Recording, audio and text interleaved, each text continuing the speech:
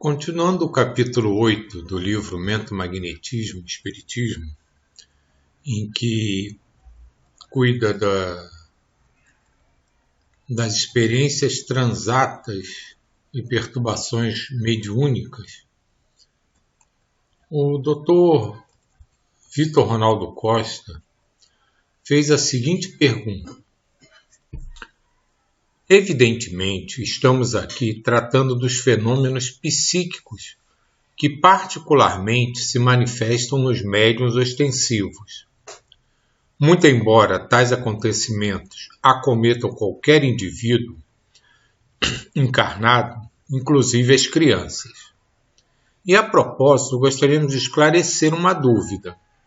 Em face dos canais perceptivos mais permeáveis na infância, em decorrência da própria vibratilidade acentuada, a criança não estaria mais sujeita às perturbações psíquicas induzidas por entidades maléficas?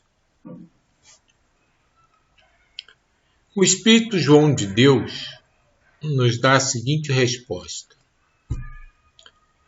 As crianças médiuns, em certas circunstâncias, são acometidas de percepções psíquicas que as perturbam e desequilibram em função de algumas recordações tormentosas de reencarnações transatas.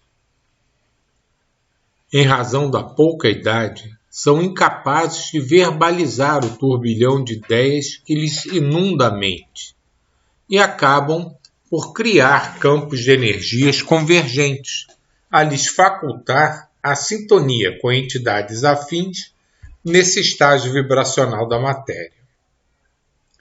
A partir de então, se estabelece um quadro de ordem obsessiva por afinidade de desequilíbrio, condição pela qual o espírito se imanta magneticamente à criança, fazendo-a sentir-se mal, até mesmo adoecer gravemente. Em outra ocasião, tais interações são confundidas com o vulgarmente conhecido mal-olhado, quadro corrigido com espaços magnéticos, água fluidificada e orações intercessórias. Pode ocorrer também que esse transtorno nada tenha a ver com influenciação espiritual e decorra, em verdade, do reverberar de energias desarmônicas organizadas pela própria mente infantil, o que não deixa de ser uma forma de envenenamento energético.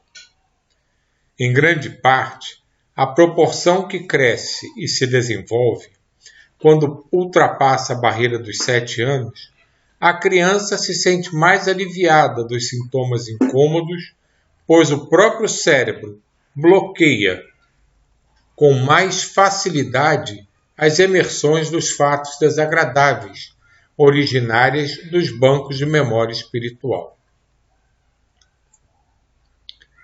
Se na fase infantil tal fenômeno acontece com maior clareza, nos adultos as ocorrências ocorrem de forma sutil.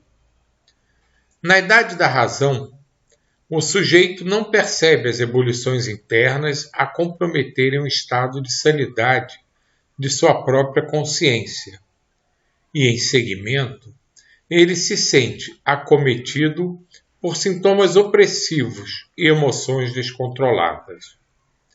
Contudo, os espíritas, por apresentarem certo grau de conscientização, conseguem enxergar um pouco além e, portanto, são sabedores da influência que o passado das criaturas pode exercer na presente encarnação.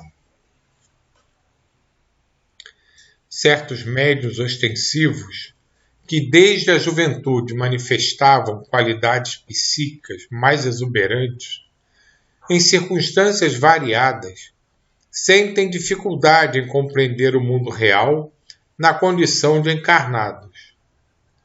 Alguns são diagnosticados como autistas, em virtude de se encastelar em si e não ter condições de interagir adequadamente com o ambiente que os envolve.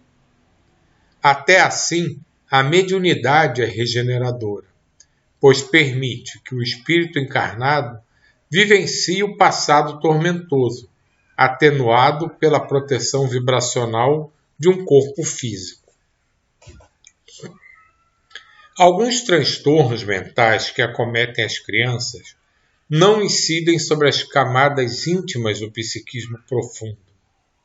Assim, torna-se facilitado o tratamento recuperador ao se utilizar práticas eletromagnéticas, as quais permitem auxiliar na recomposição e reajuste progressivo das energias psíquicas.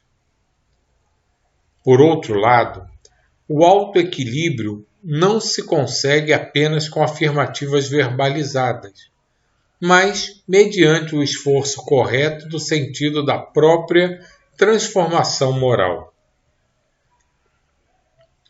Ao médium, acrescenta-se outra característica já referida. Ele interage vibratoriamente com diversos campos mentais e pode assimilar, sem que se dê conta, as qualidades emotivas da mente espiritual com a qual entra em sintonia vibratória. A interatividade mental, em seu mecanismo íntimo, tem valores ainda muito distanciados de nossa compreensão. Por ora, devemos investir em atitudes protetivas, a exemplo da prece fervorosa, da confiança no amparo da divindade e no cultivo da honestidade em nossos propósitos existenciais. Com o exercício continuado de tais atitudes, disponibilizaremos a força mental propulsora capaz de estimular mudanças na estrutura íntima dos nossos pensamentos. As emoções inferiores permanecem indelevelmente gravadas em nosso inconsciente. E, para mudarmos esse estado de coisas, precisamos nos libertar dos fatores perniciosos de autopunição, autopiedade e de outros vínculos com o próprio sofrimento. Só nos é possível conviver com a oscilação de lembranças tormentosas que nos assolam, porque a maioria delas não chega a comprometer a nossa consciência de superfície.